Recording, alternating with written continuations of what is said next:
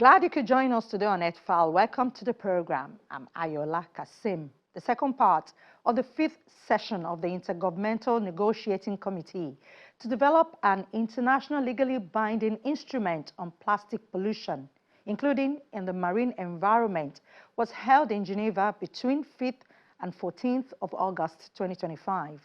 Known as INC 5.2, negotiators met for a final time on outstanding questions on a potential treaty to tackle plastic pollution, including whether the treaty should include caps on the production of primary plastic, how to address chemicals of concern in plastic productions, and how to effectively and fairly finance the implementation of the new treaty. Such a treaty would mark a major turning point with the potential to reshape how the world creates, uses, and manages plastics in the decades to come. Today, we'll look at the intrigues that took place during the negotiations in Geneva and how it ended. Do stay with us. We have reached the final day of our resumed 5th session. Following 10 days of negotiations and more than 2 years of global plastic treaty talks, the Intergovernmental Negotiating Committee faced a historic choice during the final hours of what was supposed to be the last round of negotiations, which is to deliver a treaty that truly tackles plastic pollution, or give in to what civil society groups called the petrochemical industry's lobbying. On the understanding that nothing is agreed until everything is agreed. I would like to inform members that no changes were proposed by the group and it had considered the text legally sound. Eventually, it was adjourned early on 15th of August without consensus on a text of the instrument. We recognize that it's quite a late or early hour, depending on how you choose to look at things, so we would like to keep this as brief as possible. But we want it on record, since the consideration of the second draft iteration of text was done in an HOD+1 format and not in plenary, that the text was rejected by many groups in the HOD+1 format and was not recognized as a basis for further negotiation. We take your point that both the draft text of the 13th of August as well as the draft text from the 15th of August will be both taken note of in the meeting report. However, we must explicitly request that the meeting report also reflects that when the draft text on the 13th of August was presented, there were member states who rejected that draft text, and we would like to also accurately reflect that when the draft text was presented, the revised draft text, was presented on the 15th of August, member states also rejected that draft text. And I believe, based on the discussions that occurred during the HOD+1 meeting, many had expressed their support, and we would be flexible in having that reflected as well for both draft texts, that they gained support and rejections, but we would explicitly request that that be accurately reflected in the meeting report, Mr. Chair. The committee agreed to resume negotiations at a future date to be announced. Civil society groups say the INC 5.2 left ambitious countries lost in the process. They say the process was characterized by surprising changes in schedule, blatant lack of transparency, overnight meetings starting as late as 2 a.m. and a final plenary that started with 40 minutes notice at 5:30 a.m. Less than 4 hours after the chair's final draft was released and more than 14 hours after its scheduled time. Observers say in the final days of negotiations, the draft text of the treaty morphed into an appeal to corporate interest, with key elements like production reduction being gutted. In response, the majority of states effectively blocked what would have been a hollowed-out, ineffective and non-binding agreement. Good morning. Ambitious member states held strong under immense pressure and a broken process and refused to end INC 5.2 with a weak treaty that would have failed to address the existential threat of plastic and repeated the fatal errors of the Paris climate negotiations. We do believe that all is not lost. We still have an opportunity. Positions have been clear for the last 3 years, and we now know which specific areas we can be able to bridge on.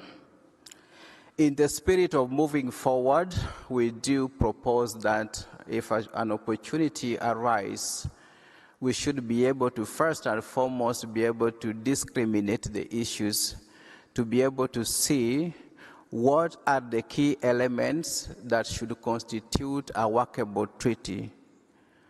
After we identify those elements, we should be able to have a language that is acceptable, general enough and acceptable to the vast majority, and then leave the specifics to be discussed in future COPs. I think in the view of Kenya, that would provide a win-win opportunity, because for the side that really support the ambition, we shall look at that in the text, and for the side that wants a moderated text, they will still have an opportunity to be able to discuss the issues in the context of the future conference of the parties.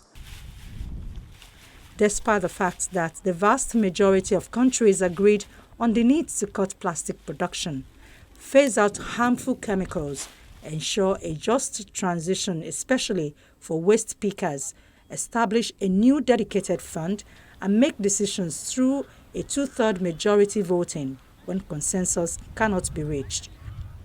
A small group of countries were called out for sabotaging each round of talks by insisting on consensus to block ambition and threatening to trap negotiations in procedural debate if member states were called for a vote. I will go with the regional consultations with the regions first, and then we could organize for tomorrow, if we see necessary, a heads of delegation. Kuwait, please. Thank you, Mr. Chair. We're very concerned, Mr. Chair. We have only 24 hours left, and it seems that we're going to waste time with consultation. And the proposal to meet with the heads of delegation +1 was a very constructive way to engage with you directly, because it was your text, Mr. Chair. So we don't understand, and we'd like to express our concern that the process is getting into very slippery slope and we're wasting time. And also we're not asking or we're not expecting any iteration to the text before we reconvene. Thank you, Mr. Chair. I think I have been clear that we will go for the consultations, starting with regional consultations. Please, colleagues, we are running out of time here in plenary too, so I ask your indulgence to proceed as I have announced. Earlier on Wednesday, 13th of August, the chair of the INC 5.2 negotiations released a draft of the treaty. Multiple countries, including Nigeria and non-governmental organizations, rejected it, as they said it excluded the article on reducing plastic production. I think this issue should not be flogged further. Red lines have been identified, concerns were made on this floor. It is important that, Mr. Chair, you go back with your team, articulate whatever were presented as red lines and concerns, then the document circulated for us to look at, after which we can have this meeting. Until that is done, my delegation will not sit in any regional meeting. We will not sit in any head of delegation meeting. Thank you. The majority of countries, including the Pacific Small Island Developing States, the European Union, and champion countries in Latin America and Africa, are aligned in key provisions to address the plastic pollution crisis across the life cycle. And as I look around the room, I see fathers, mothers, grandparents, aunts and uncles. We all have a responsibility to solve one of the most existential problems of our time, plastic pollution. We owe this to our children and future generations. The EU is clear. We do not accept a stillborn treaty. We do not accept that we cannot strengthen an action over time. So that is why we will keep striving for better. I cannot help thinking of my 2-year-old granddaughter, Sophie. Her name means wisdom.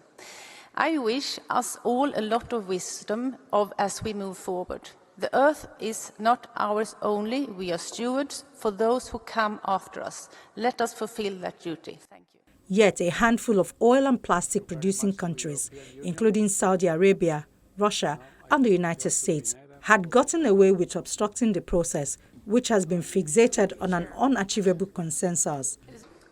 When we embarked on these negotiations, we did so with a clear understanding that our goal was to agree on an effective and balanced treaty to tackle plastic pollution, a problem stemming from the excessive and careless use of end products. However, we are disappointed that we are collectively failed to achieve this goal due to consistent attempts to expand the scope beyond addressing the pollution itself and the damage it causes. These attempts have further complicated by initiatives aimed at distorting enabling environment for those lacking resources, with a final blow came with a discriminatory approach to this decision-making process meant to apply voting to substantive matters while making means of implementation subject to consensus. This does not reflect a sincere or genuine intention to reach an international agreement on such a critical issue that affects us all.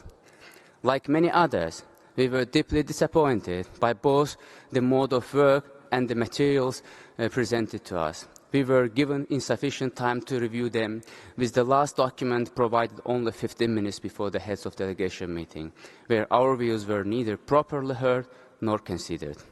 The chair's text fell short of impartiality and balance, introducing elements that had not been discussed and new narratives absent from comparable documents. Such practices raised legitimate concerns, and consequently, we had no choice but to reject this text. We also view none of the chair's papers as improved and close to consensus text. Parallelly, it's noteworthy to highlight that lack of a consensus, even by a single country, also means rejection. Considering the aforesaid concern, we hope that if negotiations on this matter continue, unfortunate developments happened here will be avoided, and deliberation will begin on a clean slate, producing a text that genuinely addresses plastic pollution, including in marine environment, and reflects the views of all parties in a balanced and merit-based manner. The goal of INC 5.2 was to agree on the instrument text and highlight unresolved issues requiring further preparation, work ahead of a diplomatic conference. The session followed a structured approach, starting with an opening plenary, transitioning into 4 contact groups, tackling key areas like plastic design, chemicals of concern, production caps, finance and compliance, followed by a stocktake plenary, informal consultations, and ending with a closing plenary on the 15th of August.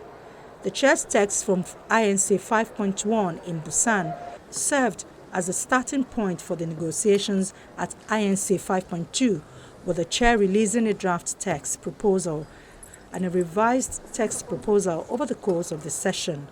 Despite intensive engagement, members of the committee were unable to reach consensus on the proposed text. President. Chair, the priorities identified by the chair remain clear, addressing the entire life cycle of plastic pollution, beginning by recognizing that production and consumption levels currently are not sustainable, introducing genuine global measures on problematic chemical substances and plastic production, recognizing that recycling and waste management is useful but will never provide a genuine full response to the scourge that is plastic pollution. Moreover, the possibility of voting in a COP must enable the treaty to remain alive to future scientific developments. But after 10 days of negotiations, I am disappointed and enraged. I am disappointed that we've not been able to meet the expectations of our citizens regarding the threat represented by plastic pollution to their health and to their environment. And I'm enraged because despite genuine efforts by many and real progress in discussions, no tangible results have been obtained throughout these negotiations.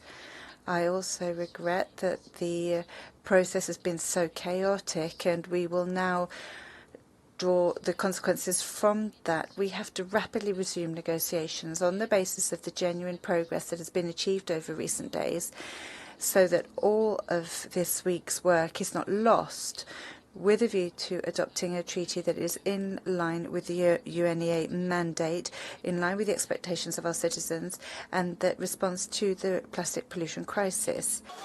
Plastic pollution has reached even the most remote corners of the planet. From the Mariana Trench to Mount Everest, 460 million tons of plastic are produced annually.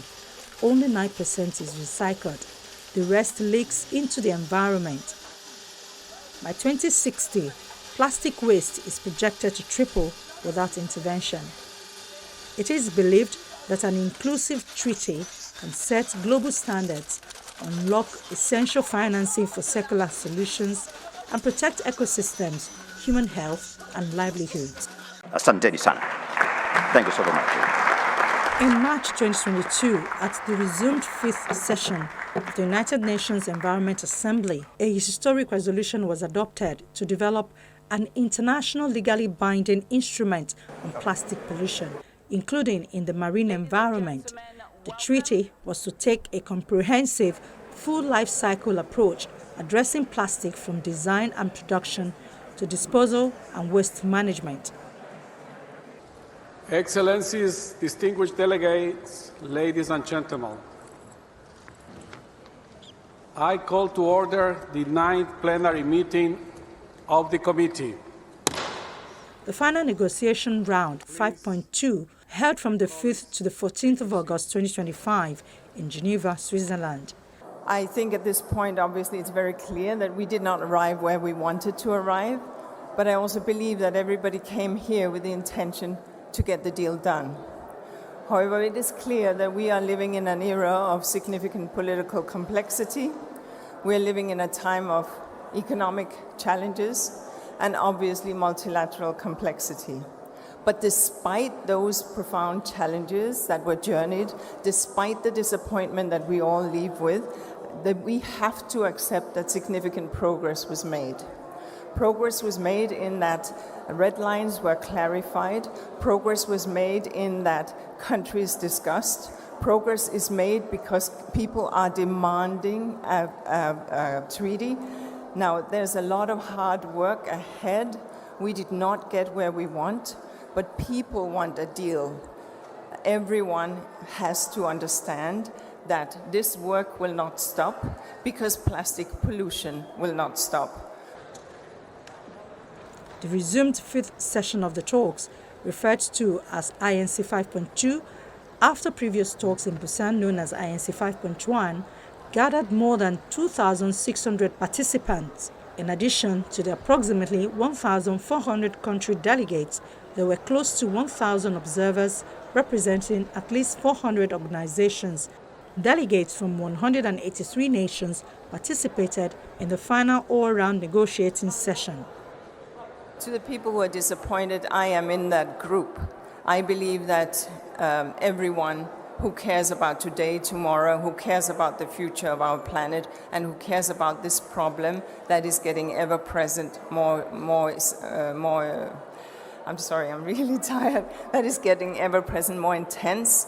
I believe that everybody is very disappointed. However, multilateralism is not easy. What I will say about the future, I can't say. We literally just walked off the floor. You will know that I am an impatient woman and that I will not settle until we have a pathway forward. But I need to obviously listen to member states and understand where we are going. And it is important that everyone takes time to reflect on what they have heard, because in the closed groups, in the contact groups, in the corridors of these halls, red lines have been mentioned for the first time in a true way, which will enable deeper pathway seeking as we move ahead. As delegates left Geneva, observers emphasized the need for a clear and effective process moving forward that ensures the majority of countries can work together to fulfill the mandate that brought them to Geneva. to protect the world and future generations from plastic pollution. Multilateralism is never easy, and I still stand by the fact that getting a treaty, ideally in 2 or 3 years, has never been done before. Tell me of a treaty that has been done in shorter time, and then we can discuss. Would I have liked this in 2 years? Absolutely. At this point, it is critical that we take some time first to sleep, and then to reflect, and then to regroup. One of the regrouping points is obviously the United Nations Environment Assembly, at which point I am expected to deliver a report to member states. In the meantime, I'm quite sure that member states will be discussing amongst themselves on the appropriate way forward. In the end, this is a member states-led process, and we, from the United Nations, are here to support it. The last 10 days of the negotiation in Geneva saw a majority of countries finding further alignment on key elements for an effective treaty and rejecting a weak treaty text. They must now turn their words into collective and decisive action. We at UNEP are here to support this process, and we will not stop. We will continue to engage in the multilateral process as member states desire, and we will also engage at the ground level with member states who so request in terms of programmatic support for enabling an enhanced management and an end to plastic pollution, including in the marine environment. The United Nations Secretary General said it was a regret that, despite earnest efforts, negotiations to reach an international legally binding instrument on plastic pollution, including in the marine environment, concluded without achieving a consensus. He welcomes the determination of member states in continuing to work to beat plastic pollution and keep engaged on the process, united in purpose to deliver the treaty that the world needs to tackle the monumental challenges to people and the environment. Humanity produces over 430 million tons of plastic annually, 2/3 of which are short-lived products that soon become waste. While the social and economic costs of plastic pollution range between $300 to $600 billion per year. Producing plastics is immensely profitable, as its exponential growth over time demonstrates, and creates utility and social welfare in its many uses throughout the economy. However, UNEP says plastics is profitable primarily because the external costs it generates have been shifted to others and into the future. While the primary plastics sector of polymers and additives accounts for between $600 and $700 billion per year in revenues, it also inflicts a heavy burden on human health and environmental degradation, with the poorest in society facing the highest impact while contributing the least to plastic overconsumption and waste. UNEP concludes that while the estimates vary due to either the use of different underlying flows of plastic waste or the different methods and cost coefficients, the social and environmental costs associated with plastic pollution converge around the range of $300 and $600 billion per year. It is believed that as the data on ecological and health effects across the life cycle are further refined and validated, the accuracy of the estimates will increase. It is a very grave issue that people only see one aspect of normally. They see the plastic waste, and they see it as a waste problem, but it's very much more than that. Plastic, from the very beginning of its life, already hurts and harms people, and it's already threatening our environment from that very point where you're extracting fossil fuels. And speaking of fossil fuels, of course, there is that direct correlation between plastic pollution and the climate crisis, because 99% of our plastics come from fossil fuels, but it also means that the whole life cycle of plastic starts producing greenhouse gas emissions that continue to drive climate change. While it is believed that treaty will set global direction and accelerate impact, we've been told only persistent collaboration on the ground will drive real change. And with that, we end today's episode of the program. Should you have any comments or question, our inbox edfile@channelstv.com is available anytime, any day. From all of us here in Lagos, it's bye for now.